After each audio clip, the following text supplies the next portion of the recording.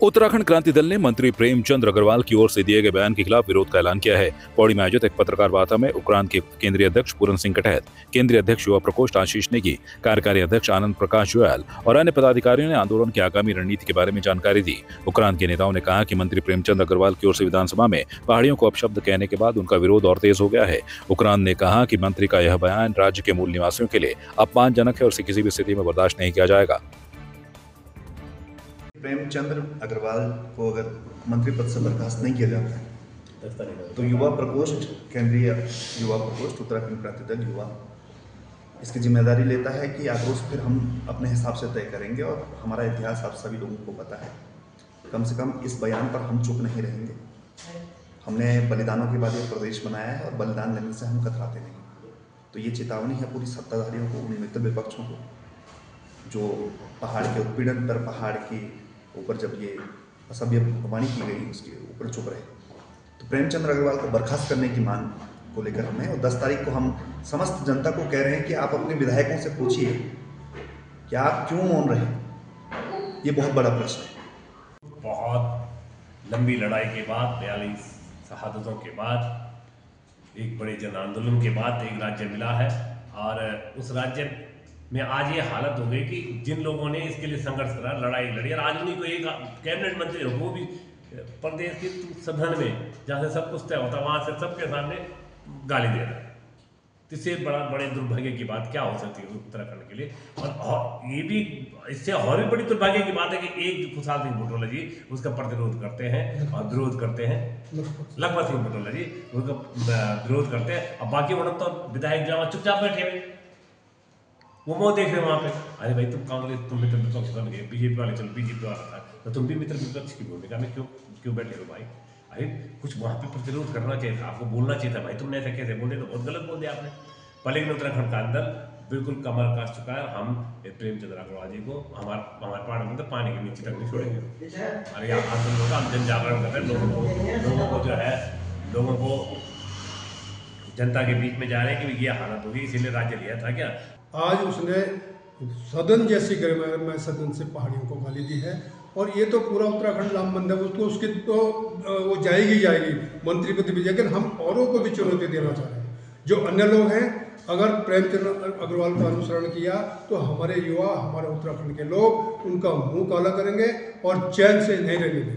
हमारा उलाहना उनके साथ भी है जो मैदानी क्षेत्र के विधायक हैं। इस समय वो एक बड़ा कदम उठा सकते थे, बड़ापन दिखा सकते थे, कम से कम वही विरोध करते थे। सदन जैसी गरिमामय सदन में पहाड़ और मैदान की बात क्यों की है। और मुख्यमंत्री और विधानसभा अध्यक्ष दोनों पहाड़ी मूल की होते हुए उनको बीच बचाव करने के बजाय वो एक पक्षीय कार्रवाई कर रहे हैं। उनका विधानसभा अध्यक्ष, बीजेपी का अध्यक्ष, वो उल्टा हम पे मुकदमा करने की धमकी दे रहा है। ये बिल्कुल हमको अस्वीकार्य है। और इसीलिए हमने अपने पूरे प्रदेश में सारे जिलाओं को, सारे महानगर अध्यक्षों को एक निर्देश दिया है कि हम भ्रमण कर रहे हैं, पूरे प्रदेश में जा रहे हैं, जनता को इनके कुकर्मों की जानकारी दे रहे हैं। उत्तराखंड में चारधाम यात्रा को लेकर सरकार की ओर से टैक्सी कार संचालकों के लिए बनाए गए नियमों का उत्तराखंड टैक्सी मैक्सी महासंघ ने विरोध शुरू कर दिया है, जिसको लेकर मसूरी में उत्तराखंड टैक्सी मैक्सी महासंघ के प्रदेश अध्यक्ष सुंदर सिंह पवार ने पत्रकार वार्ता आयोजित कर कहा कि अगर सरकार ने टैक्सी कार संचालकों के लिए बनाए गए नियमों में संशोधन नहीं किया तो पूरे प्रदेश में टैक्सी मैक्सी महासंघ के साथ प्रदेश की अन्य ट्रांसपोर्ट यूनियन भी चारधाम यात्रा का विरोध करेंगी। और अगर उसके बाद भी सरकार ने नियमों को नहीं बदला तो प्रदेश भर में चक्का जाम किया जाएगा, जिसकी संपूर्ण जिम्मेदारी सरकार की होगी।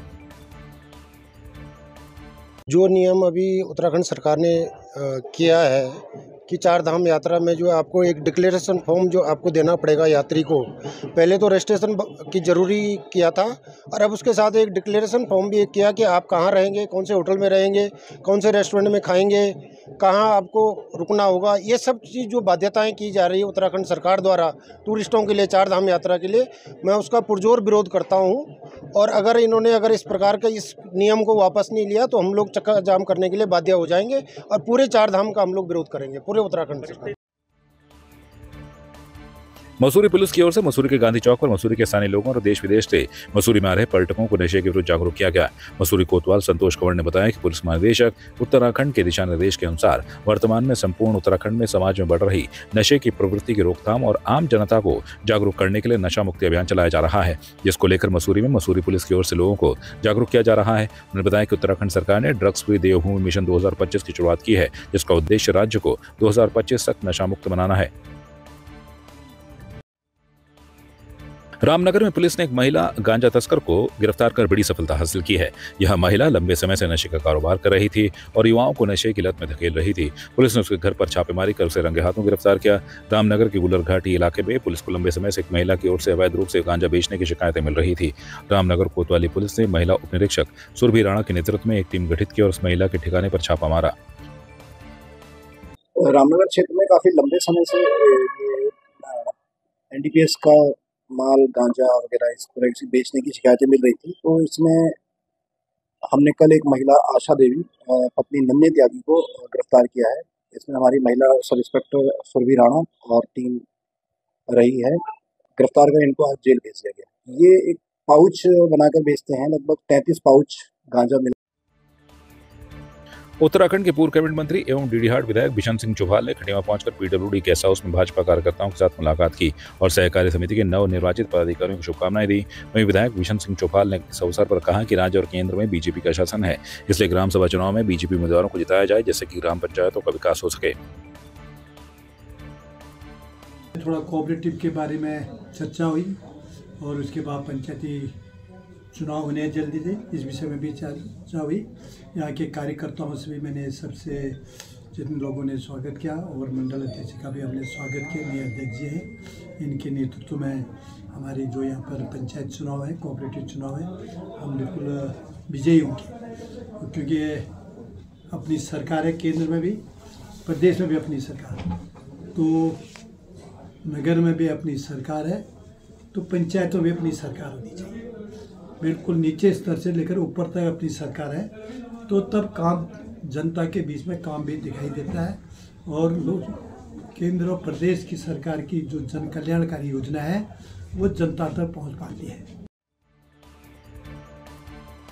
खटीमा लोक निर्माण विभाग गेस्ट हाउस में अंतर्राष्ट्रीय विश्व हिंदू परिषद और राष्ट्रीय बजरंग दल की ओर से प्रेस वार्ता की गई, जिसमें अंतर्राष्ट्रीय विश्व हिंदू परिषद के उपाध्यक्ष सावित्री चंद ने बताया कि प्रयागराज में 40 से 50 दिन चलने वाले महाकुंभ में अंतर्राष्ट्रीय विश्व हिंदू परिषद और राष्ट्रीय बजरंग दल की ओर से लगातार सेवा की गई, जिसमें लगभग 6 लाख श्रद्धालुओं को निःशुल्क चिकित्सा सेवा और दवा वितरित की गई।